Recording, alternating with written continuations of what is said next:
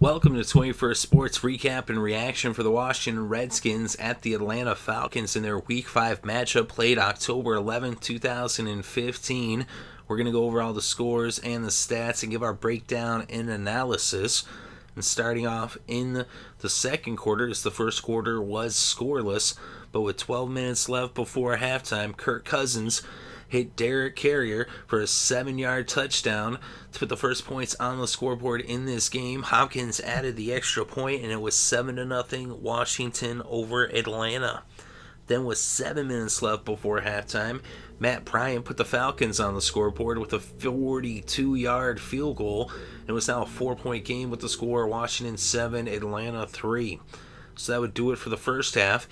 Then in the third quarter, with 2 minutes left before the fourth, Matt Bryant hit his second field goal of the game, this one a 28-yarder. Now it was a 1-point game with the score Washington 7, Atlanta 6. So that would do it for the first three quarters, as this game was a defensive battle through the first three. And then in the fourth quarter, things broke wide open. First, with a little over 9 minutes left in the game, Julio Jones jumps on a fumble by Devonta Freeman in the end zone and scores a touchdown after having the offense went 91 yards on the drive in 11 plays in about 6.5 minutes as the drive had started back, in the third quarter, extending into the fourth quarter. But so they went for a 2-point conversion, but it was an incomplete pass. And so it was 12-7, Atlanta in the lead for the first time in this game, up by 5. And then a little over a minute later, with 8 minutes left to play in this game, Matt Jones takes it in the end zone with a 2-yard run. And so the Redskins now would go for a 2-point conversion, and Cousins' pass was incomplete. And so now the Redskins were back in the lead by 1 with the score Washington 13, Atlanta 12. So now with about 2.5 minutes left to play, a little over 2.5 minutes, Hopkins would hit a 28-yard field goal for Washington, putting them up by 4 with the score 16-12. So now after the field goal and the kickoff, the Falcons would get the ball on their own 20, down by 4 with about 2.5 minutes left to play. Ryan would go to Freeman. He picked up 7 yards, bringing the ball to the 27, 2nd and 3. Ryan goes to Tammy, picks up 15 in the first down, bringing the game to the 2-minute warning and bringing the ball to the Atlanta 42. Ryan then went to Freeman for a 9-yard reception, bringing the ball across midfield to the Washington 49, 2nd and 1. Ryan goes to Julio Jones. He picks up 12 and brings the ball to the Washington 37 with the first down. Ryan then goes back to Julio Jones, 16 yards to the Washington 21. Ryan then scrambles for 8 yards, bringing the ball into the red zone at the Washington 13, 2nd and 2, but an incomplete pass brings up third down. 3rd and 2, Matt Ryan gets it to Freeman, and Freeman takes it to the end zone, a 13-yard touchdown, but the play was reversed as it was called an incomplete pass. So now it's 4th and 2, down by 4. A field goal does them no good, so they have to go for it with less than a minute left in regulation. And Matt Ryan hits Roddy White for a 7-yard reception and a first down to bring up 1st and goal at the 6 with less than a half a minute left to play. And they give it to Freeman, and Devonta Freeman scores on a 6-yard touchdown. He had been denied the touchdown 2 plays earlier, but he would get into the end zone this time for sure. And Matt Bryant added the extra point, and now the Falcons were in the lead with the score 19-16. So now they're up by 3 with just 24 seconds left to play. But the Redskins would get the ball on their own 20 after the touchback on the kickoff. Cousins went to Carrier. He picked up 20 yards and the first down at the Washington 40. Cousins then goes to Pierre Garçon. He picks up 19 and the first down at the Atlanta 41. The Redskins call a timeout. Cousins then goes to Crowder. He picks up 7 yards, and now Hopkins would come out to attempt a 52-yard field goal. It was up, it was good, and this game was tied at 19 and headed to overtime. So what a wild finish there in the closing moments of regulation to send this game to overtime. And in this game, the Redskins would get the ball first in overtime. They'd start off with it on their own 20. Cousins goes to Crowder. He picks up 5 yards. Thompson then runs for a yard. It's now 3rd and 4 at the Washington 26. Cousins then goes to Thompson for a 5-yard reception. So there's a first. So then a couple plays later, the Redskins were faced with a 2nd and 8 at the 50-yard line. Cousins drops back and he's intercepted by Robert Alford. And Alford, he manages to stay in bounds and runs down the sideline 59 yards for the pick six and the touchdown to win this game 25-19. What an incredible finish on the first possession of overtime. The pick six by Alford, and the Falcons hang on to win this one with a crazy finish at the end of regulation and in overtime. The Falcons are 5-0 on the season, 3-0 at home. They remain undefeated, and teams that have gone 5-0 make the playoffs 91% of the time, as they're up there in the top in the NFC South. Of course, the Panthers are also 4-0. They had a bye week this week.